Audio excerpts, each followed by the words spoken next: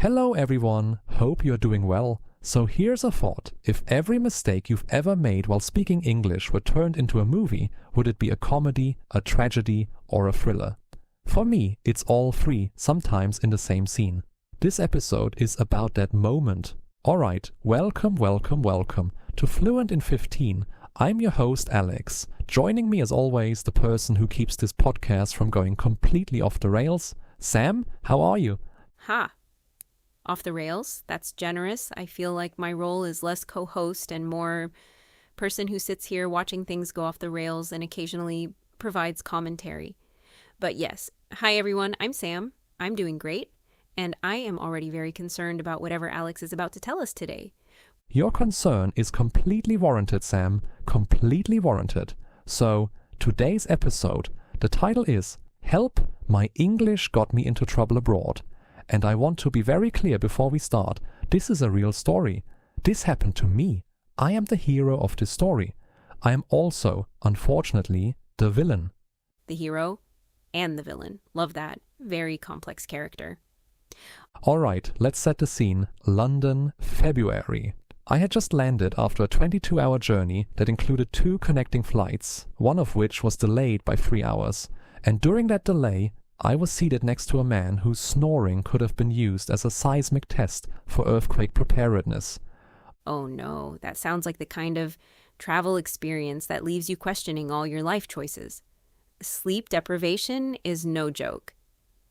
Exactly. By the time I arrived at the hotel, I was running on fumes. My brain was in what I like to call survival mode, where grammar, politeness, and even basic sentence structure are the first casualties. But I didn't realize that yet. So, I walked up to the front desk, dragging my suitcases behind me, and the receptionist greeted me with a warm smile and said, "Good evening, how can I help you?"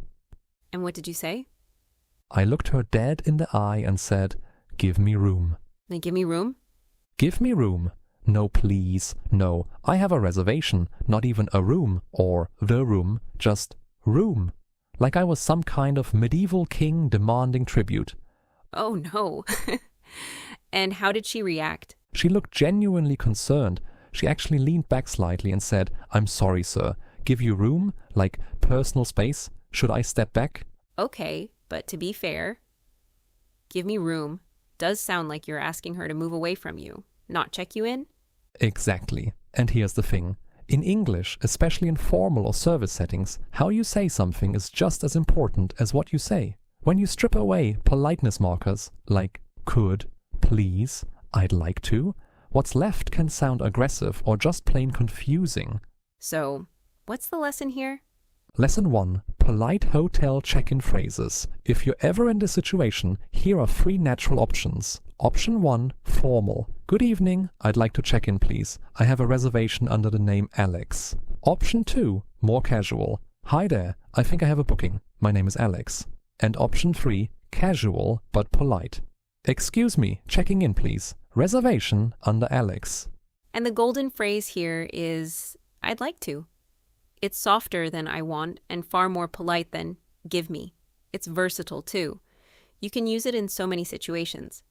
I'd like a table for 2. I'd like to speak to the manager. Or, I'd like the window seat, please. Exactly. It makes you sound polite, confident, and natural. So, listeners, wherever you are, say it out loud with me. I'd like to check in, please. Notice how smooth and polite it feels. That's your English working for you. Okay, so I eventually communicated that I had a reservation, got my room key, and dragged myself upstairs. I collapsed onto the bed, ready to sleep for a week.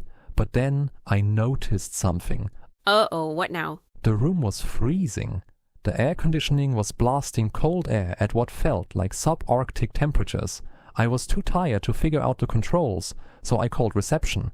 And I said, very slowly, very seriously, "The cold is too much. Make it stop." Make it stop? Like you were asking for an exorcism? Exactly. There was a long pause on the other end of the line, and then the receptionist said, "Make it stop, sir. Should I send someone up? Are you all right?" Okay, let's unpack this.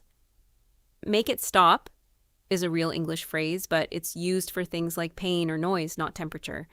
And the cold is too much? Sounds dramatic, like you're describing a Siberian blizzard. Right. So here's lesson 2, reporting a problem politely.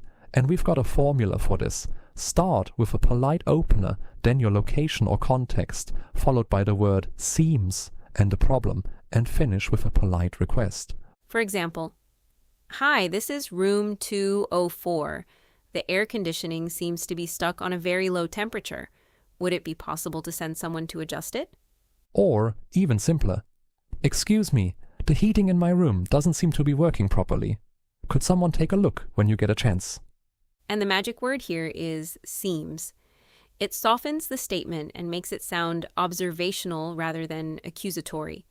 For example, the note, "The tap is broken," sounds blunt, but "the tap seems to be dripping" is polite and professional.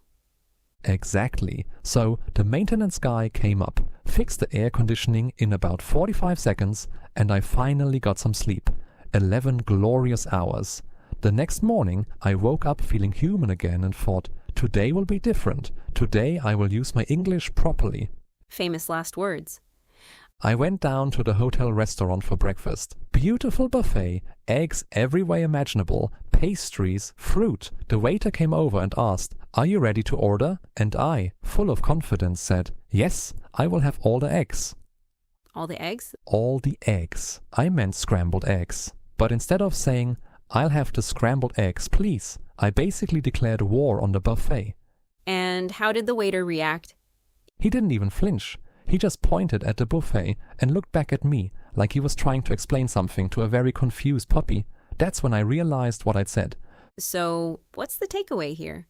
Lesson 3, ordering food naturally. Here are 4 options. Option 1, could I have, for example, could I have the scrambled eggs, please? Option 2, I'll have, very common and casual.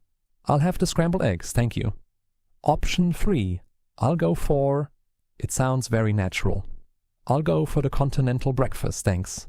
And option 4, can I get informal but widely used? Can I get the scrambled eggs and some orange juice? And if you change your mind while ordering, use the word actually. For example, I'll have the fruit. Actually, no. I'll go for the full breakfast. It sounds completely natural. Exactly. So, listeners, let's practice. Imagine you're at a restaurant. The waiter asks, "What would you like?" Say out loud, "I'll have the scrambled eggs, please." Or, "Could I have the scrambled eggs, please?" Now, before we wrap up, I want to talk about what to do when you've already made a mistake. Because let's face it, mistakes happen. The key is how you recover. Yes, the recovery is everything. Native speakers make mistakes too. The difference is that they recover naturally and confidently. Exactly. For example, when I was checking out of the hotel, the receptionist asked, "Did you enjoy your stay?" I meant to say, "Yes, it was lovely, thank you." But what I actually said was, "Yes, it was very adequate." Adequate? Oh no, that's like the least enthusiastic compliment ever. I know, but I caught myself and said, "Sorry, I really enjoyed it. My English let me down just then. It was a wonderful stay, thank you so much." And she laughed. It turned into a lovely moment. That's such a great example. "My English let me down just then" is a brilliant recovery phrase. It's self-aware, charming, and keeps the conversation moving. So, lesson 4, recovering from a mistake gracefully. Here are 4 phrases you can use. First, sorry, and then the correct version. Second, what I meant to say was. Third, my English let me down just then. And fourth, let me rephrase that. And remember, the person you're speaking to is almost never judging you. They're trying to understand you. Acknowledging the mistake briefly and correcting it shows respect and keeps the conversation flowing. All right, it's time for our phrase of the day. My apologies, I think I expressed that badly. It's a sophisticated way to acknowledge a language slip and move forward gracefully. For example, "My apologies. I think I expressed that badly. What I meant was, I'd like to check in, please." Or, "My apologies. I think I expressed that badly. The air conditioning seems to be stuck on very cold." Your challenge this week. Every time you make a request in English, use "I'd like to" instead of "I want." Notice how it changes the way people respond to you and how you feel about your own English. And if something goes wrong, use one of today's recovery phrases. Don't freeze. Just say, sorry, and carry on. The mistake isn't the story. The recovery is the story. Beautifully said. And remember, your English doesn't have to be perfect to work. It just has to be yours. That's a wrap for today. Thank you for listening, and we'll see you next time. Take care, everyone, and order specific eggs.